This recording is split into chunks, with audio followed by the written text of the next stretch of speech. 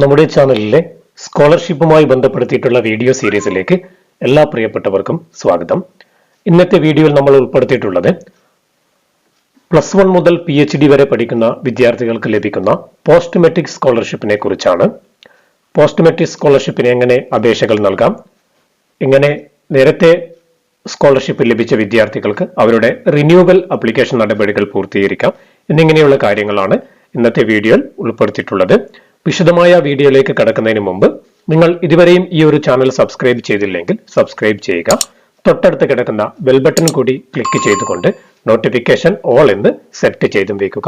നമുക്ക് നമ്മുടെ ഇന്നത്തെ വീഡിയോസിലേക്ക് കടക്കാം.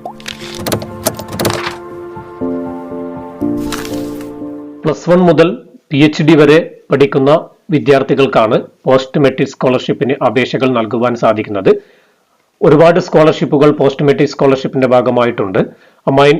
മിനിസ്ട്രി ഓഫ് മൈനോറിറ്റി അഫയേഴ്സ് കൊടുക്കുന്ന post metric scholarship for minority എന്നുള്ളതാണ് ഇതിൽ പ്രധാനപ്പെട്ട ഒരു സ്കോളർഷിപ്പ്. അതുപോലെ തന്നെ post metric scholarship for student with ഡിസേബിലിറ്റിക്കുണ്ട്. അതുപോലെ തന്നെ VD വർക്കേഴ്സിനുണ്ട്. Central sector scholarship for college and university student. ഈ 4 സ്കോളർഷിപ്പാണ് പ്രധാനമായും വിദ്യാർത്ഥികൾ നൽകുന്ന സ്കോളർഷിപ്പ്. ഇതല്ലാതെയും ഒരുപാട് സ്കോളർഷിപ്പുകൾ പോസ്റ്റ് മെട്രിക് സ്കോളർഷിപ്പിൽ ഉൾപ്പെടുന്നുണ്ട്. അപ്പൊ ഈ പോസ്റ്റ് മെട്രിക് സ്കോളർഷിപ്പിനൊക്കെ ഇപ്പോൾ നൽകിയ അവസാന തീയതി എന്നുള്ളത് 30/11/2021 ഈ സ്കോളർഷിപ്പിന് അപേക്ഷകൾ നൽകുന്നതിന് മുമ്പ് വിദ്യാർത്ഥികൾ ആവശ്യമായ രേഖകൾ എന്തൊക്കെയാണെന്ന് നോക്കാം. ആധാർ കാർഡ് നമ്പർ ആവശ്യമുണ്ട്, mobile number, email ID, photo, 10th certificate, അതുപോലെ തന്നെ ഡൊമിസിൽ അല്ലെങ്കിൽ നാറ്റിവിറ്റി സർട്ടിഫിക്കറ്റ്, അതുപോലെ തന്നെ community certificate, income certificate. Income certificate 2 ലക്ഷത്തിൽ താഴെ വരുമാനമുള്ള സർട്ടിഫിക്കറ്റ് ആണ് ആവശ്യമുള്ളത്. അതുപോലെ തന്നെ വിദ്യാർത്ഥിയുടെ ബാങ്ക് പാസ്ബുക്ക്, ഫീ റിസീപ്റ്റ്, വിദ്യാർത്ഥി അടച്ച ഫീ റിസീപ്റ്റിന്റെ കോപ്പി ആവശ്യമുണ്ട്. അതുപോലെ തന്നെ പ്രീവിയസ് മാർക്ക് ലിസ്റ്റിന്റെ സെൽഫ് അറ്റസ്റ്റഡ് കോപ്പി ആവശ്യമുണ്ട്. അത് +1 വിദ്യാർത്ഥികളെ സംബന്ധിച്ചിടത്തോളം 10th സർട്ടിഫിക്കറ്റിന്റെ കോപ്പിയാണ്. അതല്ല, നിങ്ങൾ ഏത് ക്ലാസ് ആണ് അതിന് മുമ്പുള്ള പ്രീവിയസ് മാർക്ക് ലിസ്റ്റിന്റെ കോപ്പിയാണ്, സെൽഫ് അറ്റസ്റ്റഡ് കോപ്പിയാണ് ഇതിൽ അപ്ലോഡ് ചെയ്യേണ്ടതുള്ളത്. അതുപോലെ തന്നെ ബൊണഫൈഡ് സർട്ടിഫിക്കറ്റ് ആവശ്യമാണ്. അത് നമ്മുടെ വെബ്സൈറ്റിൽ ഈ ഒരു സ്കോളർഷിപ്പിന്റെ അവസാനം നമ്മൾക്ക് ലഭിക്കും. അത് നിങ്ങൾ ഡൗൺലോഡ് ചെയ്തെടുത്ത് നിങ്ങളുടെ ഇൻസ്റ്റിറ്റ്യൂഷനിൽ നിന്ന് ഇത്തരത്തിൽ സൈനൊക്കെ വാങ്ങിയതിനു ശേഷം വീണ്ടും അപ്ലോഡ് ചെയ്യേണ്ടതുണ്ട്.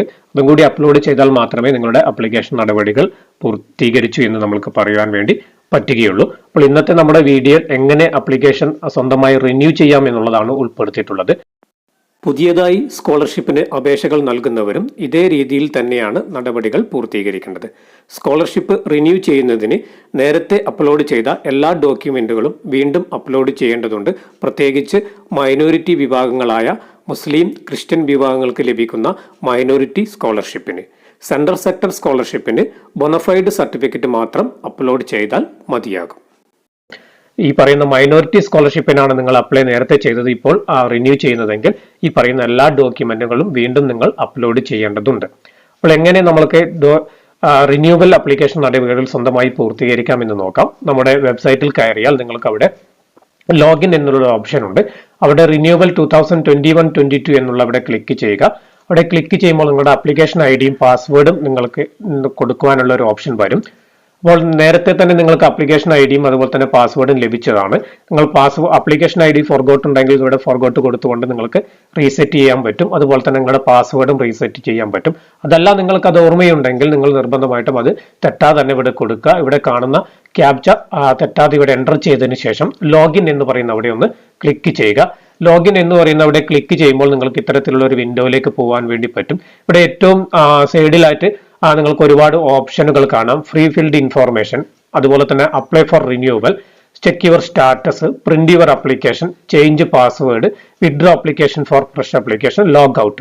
ഇതിൽ ഓരോ കാര്യങ്ങളും നിങ്ങൾ റിന്യൂവൽ ചെയ്യുമ്പോഴാണ് ഇവിടെ ഫ്രീ ഫിൽഡ് ഇൻഫോർമേഷൻ എന്ന് പറഞ്ഞ് കാണുക. നിങ്ങൾ നേരത്തെ ഫില്ല് ചെയ്ത ഇൻഫോർമേഷൻ വ്യൂ ചെയ്യാൻ വേണ്ടി പറ്റും. Then second one apply for renewal. ഇതാണ് നിങ്ങൾ ആപ്ലിക്കേഷൻ റിന്യൂ ചെയ്യാൻ വേണ്ടി ചെയ്യേണ്ടത്. അതുപോലെ തന്നെ നിങ്ങളുടെ സ്റ്റാറ്റസ് ചെക്ക് ചെയ്യാൻ ഇവിടെ സാധിക്കുന്നതാണ്. അതുപോലെ തന്നെ പ്രിന്റ് യുവർ ആപ്ലിക്കേഷൻ, നിങ്ങളുടെ ആപ്ലിക്കേഷൻ നിർബന്ധമായിട്ടും പ്രിന്റ് ഔട്ട് എടുക്കണം. അതും അനുബന്ധ രേഖകൾ സഹിതം നിങ്ങൾ കോളേജിൽ നൽകേണ്ടതുണ്ട്. അപ്പോൾ അതിനുവേണ്ടി നിങ്ങൾ ഇവിടെ നിന്ന് ആപ്ലിക്കേഷൻ പ്രിന്റ് എടുക്കാൻ നിങ്ങൾക്ക് സാധിക്കുന്നതാണ്. നിങ്ങൾ പാസ്വേഡ് ചേഞ്ച് ചെയ്യാൻ സാധിക്കും. അതുപോലെ തന്നെ നിങ്ങൾക്ക് പുതിയ ആപ്ലിക്കേഷൻ കൊടുക്കണമെങ്കിൽ നിങ്ങൾക്ക് പഴയ ആപ്ലിക്കേഷൻ വിഡ്രോ ചെയ്യാൻ ഇവിടെ സാധിക്കുന്നതാണ്. ഇങ്ങനെ വിഡ്രോ ചെയ്യുന്നത് നിങ്ങൾക്ക് കാര്യമായ തെറ്റുകൾ നിങ്ങളുടെ ആപ്ലിക്കേഷനിൽ സംഭവിച്ചാൽ മാത്രമേ ഇത്തരം നടപടികൾ നിങ്ങൾ സ്വീകരിക്കേണ്ടതുള്ളൂ എന്നുള്ള കാര്യം വിദ്യാർത്ഥികൾ പ്രത്യേകം ഓർമ്മ വയ്ക്കുക. അപ്പോൾ നമ്മളിപ്പോൾ ക്ലിക്ക് ചെയ്യാൻ പോകുന്നത് റിന്യൂവൽ നടപടികളിലേക്കാണ് പോകുന്നത്. അതുകൊണ്ട് നിങ്ങൾ ഇവിടെ അപ്ലൈ ഫോർ റിന്യൂവൽ എന്നുള്ളവിടെ ഒന്ന് ക്ലിക്ക് ചെയ്യുക.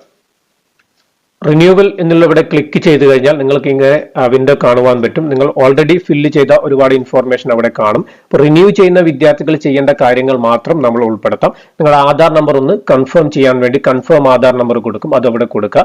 അതിനുശേഷം നിങ്ങളുടെ ആനുവൽ ഇൻകം നേരത്തെ കൊടുത്തത് അവിടെ കാണാം. അതിൽ മാറ്റമുണ്ടെങ്കിൽ അവിടെ മാറ്റുക, അതല്ലെങ്കിൽ അത് തന്നെ കൊടുക്കുക. നിങ്ങളുടെ ഇമെയിൽ ID ഉണ്ടെങ്കിൽ അത് കൊടുക്കുക. അതുപോലെ തന്നെ ഇവിടെ നിങ്ങളുടെ ഡേറ്റ് ഓഫ് ക്ലാസ് സ്റ്റാർട്ട് കൊടുക്കാനുണ്ട്. നിങ്ങളുടെ ക്ലാസ് എപ്പോഴാണ് സ്റ്റാർട്ട് ചെയ്തത് ആ ഡേറ്റ് അവിടെ കൊടുക്കുക. അതിനുശേഷം അവിടെ നിങ്ങൾ ഓട്ടോമാറ്റിക്കലി പ്രൊമോട്ടഡ് എന്ന് കാണിക്കുന്നത് കാണാം. അതിനുശേഷം നിങ്ങളുടെ അഡ്മിഷൻ നമ്പർ കൊടുക്കുക, അതല്ലെങ്കിൽ രജിസ്റ്റർ നമ്പർ കൊടുക്കുക. അഡ്മിഷൻ ഇയർ ഏതാണ് അത് കൊടുക്കുക. നിങ്ങൾ റോൾ നമ്പർ ഉണ്ടെങ്കിൽ അത് കൊടുക്കുക. ഇതൊന്നും മാൻഡേറ്ററി അല്ല, പക്ഷെ കൊടുക്കുന്നത് നന്നായിരിക്കും. അതിനുശേഷമാണ് ഏറ്റവും പ്രധാനപ്പെട്ട കാര്യങ്ങളിലേക്ക് പോകുന്നത്.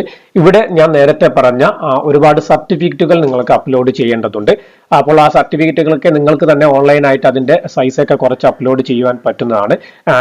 ഈ പറയുന്ന രീതിയിൽ നിങ്ങൾ അപ്ലോഡ് ചെയ്യുക. അപ്പോൾ ആദ്യത്തെ ഡൊമിസിൽ സർട്ടിഫിക്കറ്റ് ആണ്, അതല്ലെങ്കിൽ നമ്മുടെ നാറ്റിവിറ്റി സർട്ടിഫിക്കറ്റ് എന്ന് പറയും. നേരത്തെ നിങ്ങൾ എടുത്തതുണ്ടെങ്കിൽ അത് മതിയാകും, നാറ്റിവിറ്റി സർട്ടിഫിക്കറ്റ്. അത് നിങ്ങൾ ഇവിടെ അപ്ലോഡ് ചെയ്യുക. അതുപോലെ തന്നെ നിങ്ങളുടെ ഫോട്ടോഗ്രാഫ്, നേരത്തെ ഫോട്ടോഗ്രാഫ് ഉണ്ടെങ്കിൽ അത് വീണ്ടും ഇവിടെ ഒന്ന് അപ്ലോഡ് ചെയ്യുക. അതുപോലെ തന്നെ self declaration of minority community certificate by the student ആണ്. അത് നിങ്ങൾ SLC സർട്ടിഫിക്കറ്റിൽ നിങ്ങളുടെ കമ്മ്യൂണിറ്റി കൃത്യമായി രേഖപ്പെടുത്തിയിട്ടുണ്ടെങ്കിൽ നിങ്ങൾ ഇവിടെ നിങ്ങളുടെ ഒരു സെൽഫ് ഡിക്ലറേഷൻ മതിയാകും. സാധാരണ രീതിയിൽ അവിടെ കമ്മ്യൂണിറ്റി സർട്ടിഫിക്കറ്റ് അപ്ലോഡ് ചെയ്യുന്നതായിരിക്കും കൂടുതൽ ബെറ്റർ. അതുകൊണ്ട് നിങ്ങളുടെ കമ്മ്യൂണിറ്റി സർട്ടിഫിക്കറ്റ് അവിടെ അപ്ലോഡ് ചെയ്യുക. അതിനുശേഷം നിങ്ങളുടെ പ്രീവിയസ് ഇയറിലെ അക്കാദമിക് മാർക്ക് ഷീറ്റ് നിങ്ങൾ സെൽഫ് അറ്റസ്റ്റഡ് ചെയ്തത് അവിടെ അപ്ലോഡ് ചെയ്യുക. അത് നിങ്ങൾക്ക് മാർക്ക് ഷീറ്റ് ലഭിച്ചില്ലെങ്കിൽ നിങ്ങളുടെ റിസൾട്ട് നോക്കിയ കമ്പ്യൂട്ടർ പ്രിന്റ് മതിയാകും. അത് നിങ്ങൾ അവിടെ സെൽഫ് അറ്റസ്റ്റ് ചെയ്തതിനു ശേഷം ഇവിടെ അപ്ലോഡ് ചെയ്യുക. പിന്നെ കറന്റ് ഇയറിൽ നിങ്ങൾ അടിച്ച ഫീസ് റിസീപ്റ്റ് ആണ് ഇവിടെ അപ്ലോഡ് ചെയ്യേണ്ടതും. അഞ്ചാമതായിട്ട് അത് നിർബന്ധമായിട്ടും അവിടെ അപ്ലോഡ് ചെയ്യുക. അത് നിങ്ങൾ കറന്റ് ഇയർ അടിച്ചതില്ലെങ്കിൽ പ്രീവിയസ് ഇയറിന് അടച്ചത് അപ്ലോഡ് ചെയ്താലും കുഴപ്പമില്ല. പക്ഷെ കറന്റ് ഇയർ ഫീസ് റിസീപ്റ്റ് അടയ്ക്കുന്നതായിരിക്കും കൂടുതൽ ബെറ്റർ എന്നുള്ളതാണ്. അതിനുശേഷം നിങ്ങളുടെ ഇൻകം സർട്ടിഫിക്കറ്റിലാണ് അപ്ലോഡ് ചെയ്യേണ്ടത്. ഇൻകം സർട്ടിഫിക്കറ്റ് പ്രത്യേകം ശ്രദ്ധിക്കുക, 2 ലക്ഷത്തിൽ കുറവായിരിക്കണം നിങ്ങളുടെ വരുമാനം. ആ ഇൻകം സർട്ടിഫിക്കറ്റ് ആണ് ഇവിടെ അപ്ലോഡ് ചെയ്യേണ്ടത്. അതിനുശേഷം നിങ്ങളുടെ ബാങ്ക് പാസ്ബുക്ക്, IFSC കോഡും അക്കൗണ്ട് നമ്പറൊക്കെ ക്ലിയർ ആകുന്ന രീതിയിലുള്ള അതായിരിക്കണം നിങ്ങളുടെ അപ്ലോഡ് ചെയ്യുന്ന ഡോക്യുമെന്റ്. അത് പ്രത്യേകം വിദ്യാർത്ഥികൾ ശ്രദ്ധിക്കേണ്ടതാണ്. പിന്നീട് വരുന്നതാണ് ബൊണഫൈഡ് സർട്ടിഫിക്കറ്റ് എന്ന് പറയുന്നത്. അത് നിങ്ങൾക്ക് ആദ്യം ഇപ്പോൾ നിങ്ങൾക്ക് അപ്ലോഡ് ചെയ്യുവാൻ സാധിക്കുന്നില്ല. ഇത്തരം ഡോക്യുമെന്റുകളൊക്കെ നിങ്ങൾ അപ്ലോഡ് ചെയ്തതിനു ശേഷം ഇവിടെ നിങ്ങൾക്ക് ഡൗൺലോഡ് എന്ന് പറയുന്ന ഒരു ഓപ്ഷൻ ഉണ്ട്. അവിടെ ഡൗൺലോഡ് ചെയ്തതിനു ശേഷം നിങ്ങൾ അവിടെ ഫോട്ടോ ഒട്ടിച്ച് നിങ്ങളുടെ ഇൻസ്റ്റിറ്റ്യൂഷനിൽ കൊണ്ടുപോയിട്ട് നിങ്ങളുടെ പ്രിൻസിപ്പാളിന്റെ സൈനും സീലൊക്കെ വാങ്ങിയതിനു ശേഷം അത് വീണ്ടും നിങ്ങൾക്ക് ഇവിടെ വന്നിട്ട് അപ്ലോഡ് ചെയ്യണം. അപ്പോൾ അത് പ്രത്യേകം ശ്രദ്ധിക്കുക. അപ്പോൾ ഡൗൺലോഡ് ചെയ്ത് അത് പ്രിന്റ് എടുത്ത് നിങ്ങൾ ഇത്തരത്തിൽ ഫില്ല് ചെയ്തതിനു ശേഷം വീണ്ടും അത് അപ്ലോഡ് ചെയ്യുക. അപ്പോൾ ഈ പറയുന്ന കാര്യങ്ങളൊക്കെ, ഈ പറയുന്ന 7 സർട്ടിഫിക്കറ്റുകളും നേരത്തെ പറഞ്ഞ കാര്യങ്ങളൊക്കെ നിങ്ങൾ ചെയ്തു വെച്ചിട്ടുണ്ടെങ്കിൽ നിങ്ങൾക്ക് ഇവിടെ ഫൈനൽ സബ്മിറ്റ് കൊടുക്കരുത്. അതിനു മുമ്പായിട്ട് സേവ് ഡ്രാഫ്റ്റ് എന്നുള്ള ഓപ്ഷൻ ഉണ്ട്, അവിടെ ക്ലിക്ക് ചെയ്യുക. എന്നിട്ട് നിങ്ങൾ ഈ പറയുന്ന രീതിയിൽ ബൊണഫൈഡ് സർട്ടിഫിക്കറ്റ് ഫില്ല് ചെയ്തതിനു ശേഷം സൈൻ വാങ്ങിയതിനു ശേഷം വീണ്ടും ലോഗിൻ ചെയ്തുകൊണ്ട് നിങ്ങൾ അപ്ലോഡ് ചെയ്തുകൊണ്ട് ഫൈനൽ സബ്മിറ്റ് കൊടുക്കുവാൻ സാധിക്കുന്നതാണ്. ഇത്തരത്തിലാണ് ഒരു വിദ്യാർത്ഥിക്ക്, കഴിഞ്ഞ വർഷം സ്കോളർഷിപ്പ് ലഭിച്ച വിദ്യാർത്ഥിക്ക് അവരുടെ ആപ്ലിക്കേഷൻ റിന്യൂ ചെയ്യുവാൻ സാധിക്കുന്നത്. ഇത് മൈനോറിറ്റിയുമായി ബന്ധപ്പെടുത്തിയിട്ടാണ് ഇത്തരം സർട്ടിഫിക്കറ്റുകൾ അപ്ലോഡ് ചെയ്യേണ്ടത്. അതല്ല നിങ്ങൾ സെൻട്രൽ സെക്ടർ സ്കോളർഷിപ്പിനാണ് അപേക്ഷകൾ നൽകിയതെങ്കിൽ ആ വിദ്യാർത്ഥികൾക്ക് ബോണഫൈഡ് സർട്ടിഫിക്കറ്റ് മാത്രമേ അപ്ലോഡ് ചെയ്യുവാൻ അവിടെ ഡിസ്പ്ലേ ചെയ്യുന്നുള്ളൂ. അപ്പോൾ ആ സർട്ടിഫിക്കറ്റ് മാത്രം നിങ്ങൾ അപ്ലോഡ് ചെയ്താൽ മതിയാകും. അപ്പോൾ ഇതേ രീതിയിൽ നിങ്ങൾ ഡൗൺലോഡ് ചെയ്തതിനു ശേഷം സേവ് ഡ്രാഫ്റ്റ് കൊടുത്തതിനു ശേഷം വീണ്ടും നിങ്ങളത് അപ്ലോഡ് ചെയ്ത് ഫൈനൽ സബ്മിറ്റ് കൊടുക്കേണ്ടതാണ്. അപ്പോൾ നിലവിൽ തീയതി നിശ്ചയിച്ചിട്ടുള്ളത് 30/11/2021 ആണ്. ആ തീയതിക്കകം തന്നെ വിദ്യാർത്ഥികൾ അവരുടെ റിന്യൂവൽ ആപ്ലിക്കേഷൻ നടപടികൾ പൂർത്തീകരിക്കുക. ഓൺലൈൻ ആപ്ലിക്കേഷൻ പൂർത്തീകരിച്ചു കഴിഞ്ഞാൽ ആപ്ലിക്കേഷൻ നിർബന്ധമായും പ്രിന്റ് എടുക്കുക. അതുമായി ബന്ധപ്പെടുത്തിയിട്ടുള്ള അനുബന്ധ രേഖകൾ സഹിതം നിങ്ങൾ പഠിക്കുന്ന സ്ഥാപനത്തിൻ്റെ ഓഫീസിൽ ഏൽപ്പിക്കുകയും ചെയ്യുക. എങ്കിൽ മാത്രമേ നിങ്ങളുടെ സ്കോളർഷിപ്പ് അപേക്ഷാ നടപടികൾ പൂർത്തീകരിച്ചു എന്ന് പറയുവാൻ പറ്റുകയുള്ളൂ. ആ കാര്യം വിദ്യാർത്ഥികൾ പ്രത്യേകം ശ്രദ്ധ കാണിക്കുക. ഇതേ രീതിയിൽ തന്നെയാണ് ആദ്യമായി അപേക്ഷകൾ നൽകുന്ന വിദ്യാർത്ഥികളും ചെയ്യേണ്ടത്. അഡ്മിഷൻ പ്രോസസ്സ് ആരംഭിക്കാത്തത് കൊണ്ടാണ് അത്തരത്തിലൊരു വീഡിയോ നമ്മൾ ചെയ്യാത്തത്. അഡ്മിഷൻ ആരംഭിക്കുന്നത് മുതൽ നമ്മൾ പുതിയ വിദ്യാർത്ഥികൾ ഫ്രഷ് ആപ്ലിക്കേഷൻ എങ്ങനെയാണ് നൽകുന്നത് അതുമായി ബന്ധപ്പെടുത്തിയിട്ടുള്ള ഡീറ്റെയിൽഡ് ട്യൂട്ടോറിയൽ വീഡിയോ നമ്മുടെ ചാനലിൽ അപ്ലോഡ് ചെയ്യുന്നതുമായിരിക്കും.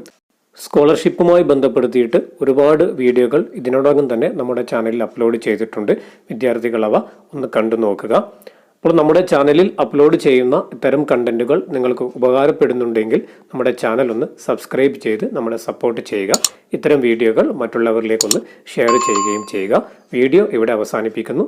എല്ലാവർക്കും നന്മകൾ നേരുന്നു.